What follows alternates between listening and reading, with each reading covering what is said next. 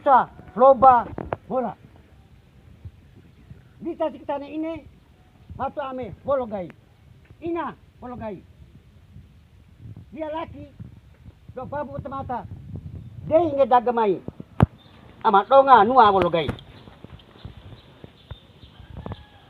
Nukra siga nua. Nai siga tangi. Sika saiga tenda. Sa oria tenda beba. Oh, molok dama. Selamat datang Bapak Gubernur pemangku batas-batas wilayah Nusa Floba Mora. Injaklah di tanah nenek moyang Bologai. Inilah Bologai. Pemangku adat dan semua nenek moyang bersuka cita karena Bapak Gubernur mengunjungi kampung adat Bologai. Mari masuk dan naiklah di rumah adat Bologai.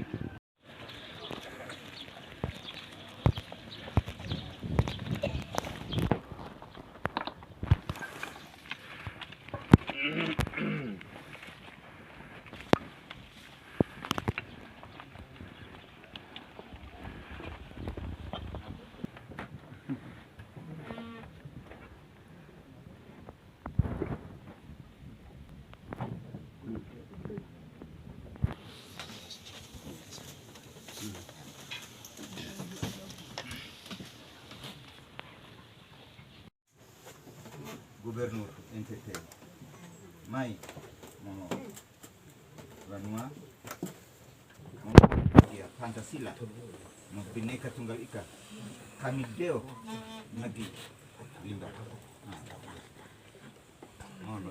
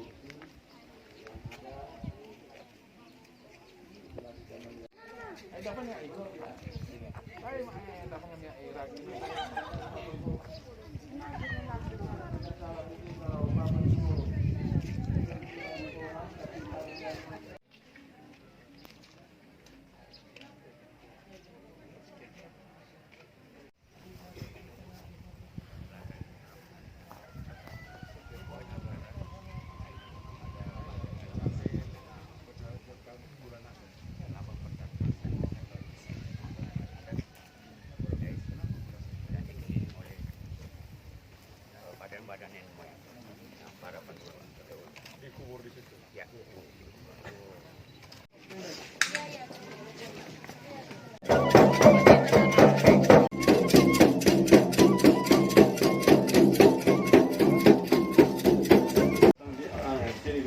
Sewanya di sini, ini gratis masuknya. Satu paket langsung itu tinggal masuk. Nanti pelan-pelan bikin supaya dia tidak pakai karcis, dia langsung online saja. Ya sudah. Sudah. Jadi tidak karcis lagi. Iya. Sudah bisa ya? Sudah. Karena gawang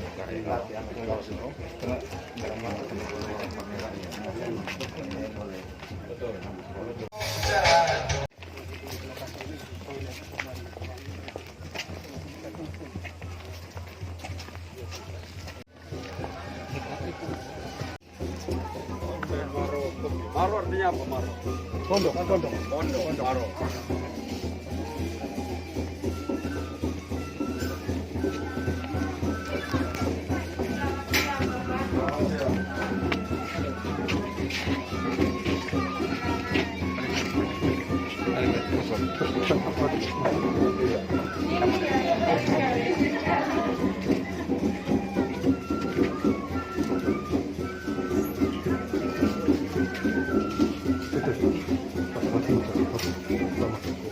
Di sini apa saja menu? Begitu juga masuk di Pemda. Begitu masuk orang minum di sini, uangnya masuk ke Pemda juga.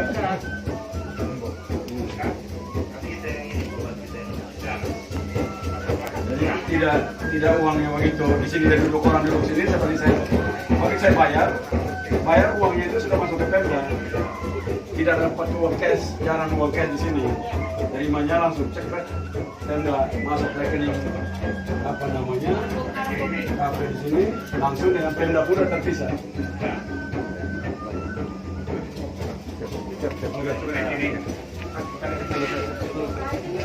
Nusa Tenggara Timur tiba di tempat acara menuju tempat pimpinan.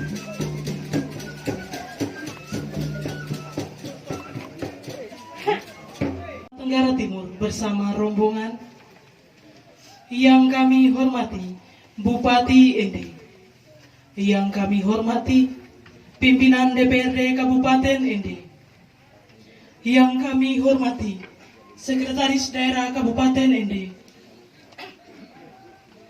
yang kami hormati Dandim 1602 Ende, yang kami hormati Direktur Utama PT Bank Pembangunan Daerah Nusa Tenggara Timur bersama jajarannya, singkatnya Bapak Ibu tamu undangan yang kami hormati pula. Dengan memohon penyertaan Tuhan Yang Maha Kuasa, acara kunjungan Gubernur Nusa Tenggara Timur di Desa Wologai Tengah, Kecamatan Detusoko, hari ini, Rabu 26 Mei 2021, dimulai. Saksikan bersama penyerahan bantuan CSR pembangunan MCK Kampung Adat Wologai Tengah oleh Direktur Utama PT Bank Pembangunan Daerah NTT kepada Bupati Ende. Iya. Siap.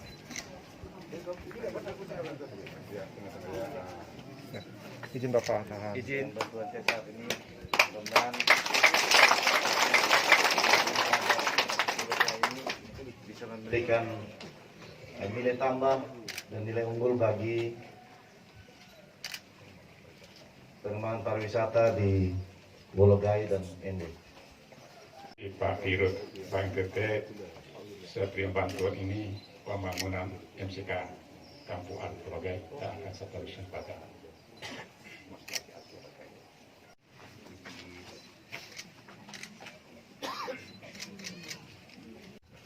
izin.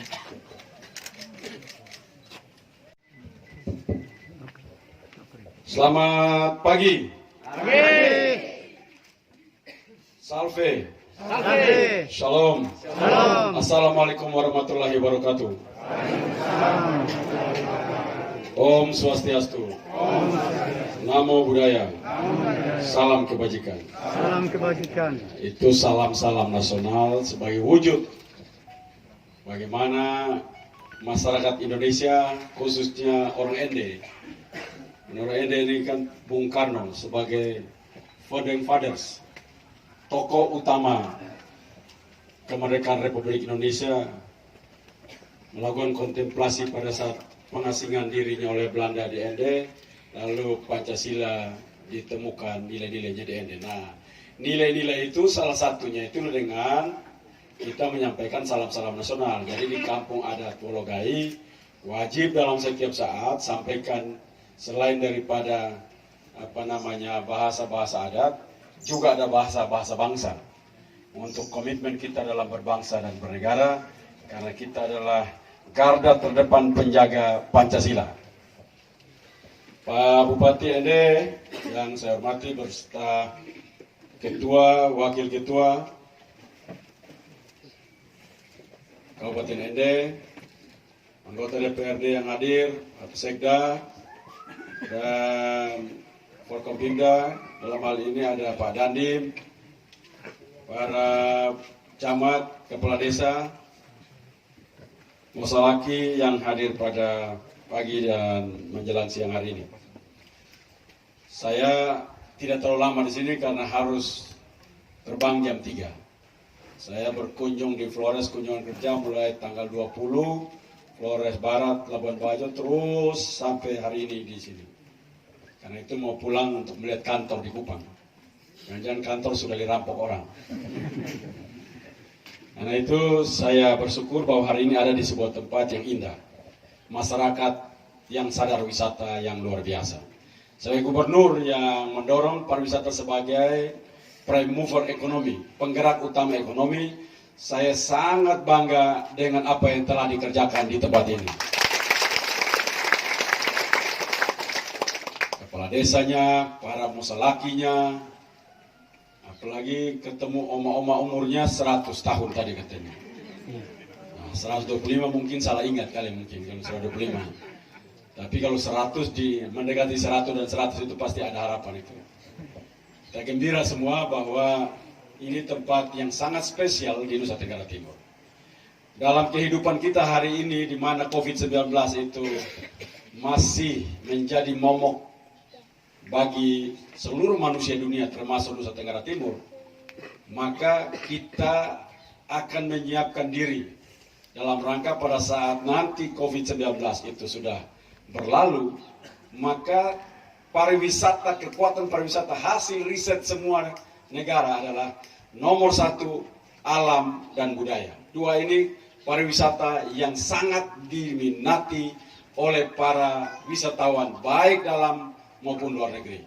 Karena itu Bologai memenuhi syarat salah satu tempat destinasi wisata yang direkomendasikan oleh pemerintah karena memenuhi syarat budaya dan alam.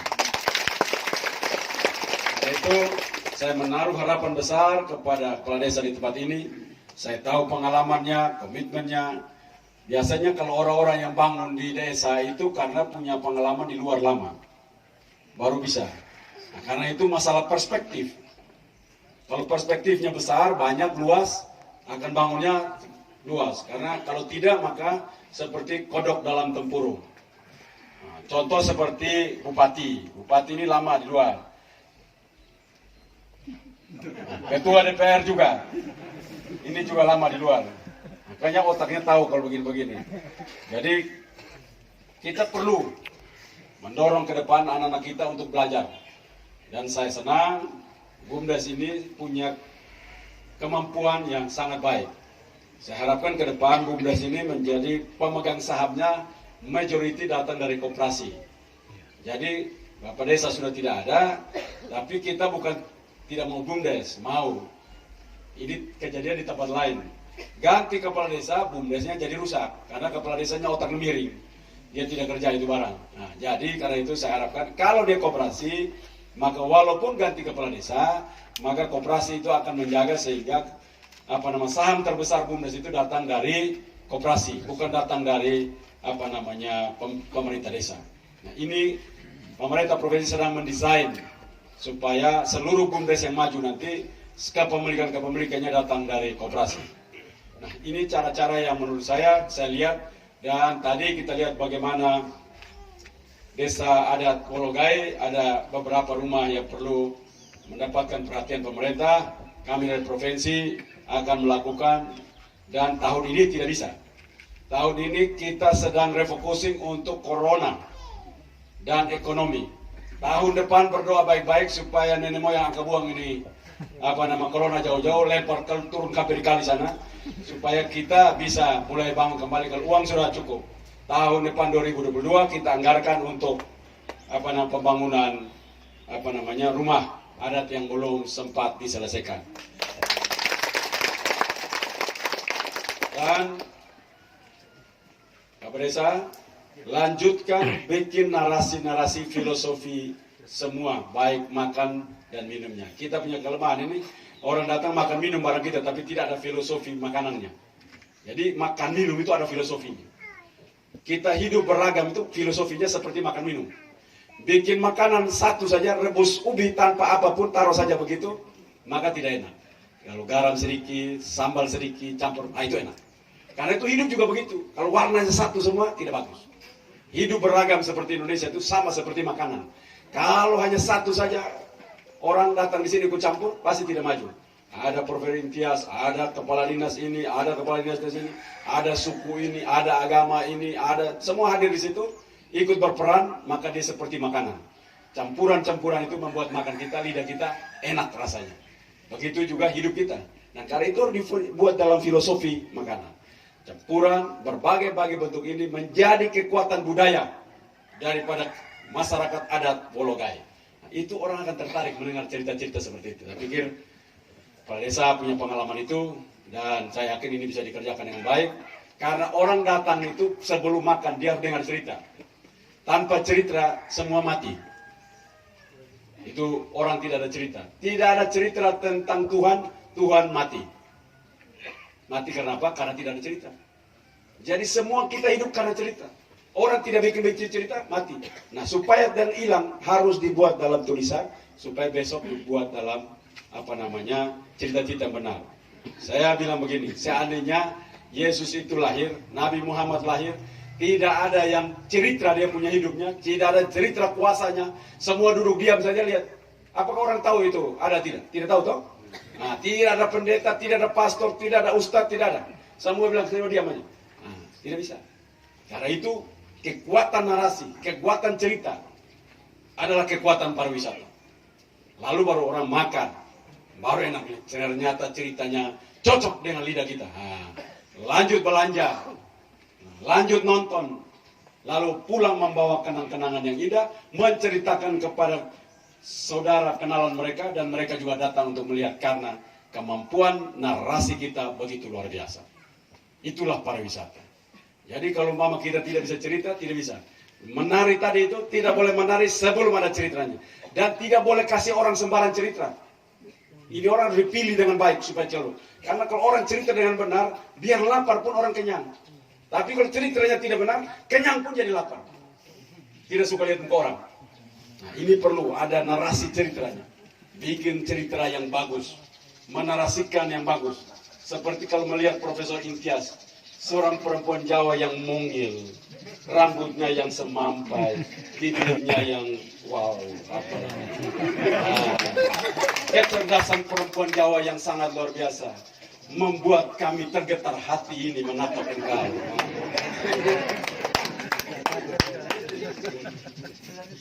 Makanya ini cerita, itulah narasi. Karena orang kalau datang lihat, oh bagus, ya pulang, tidak. Tapi kalau narasikan barangnya biasa, tapi kalau ceritanya hebat, orang akan wow luar biasa. Jadi di desa ini harus pilih orang tukang cerita. Karena tidak semua orang bisa cerita baik. Tadi Oma tadi kenapa saya omong terus? Oma itu pintar bercerita itu. Itu Oma tadi. Untung dia sudah mau pergi menghadap Yang Maha Kuasa. Kalau dia masih muda saya ajak dia untuk latih dia bercerita dengan baik. Oma tadi itu sangat pintar Oma itu.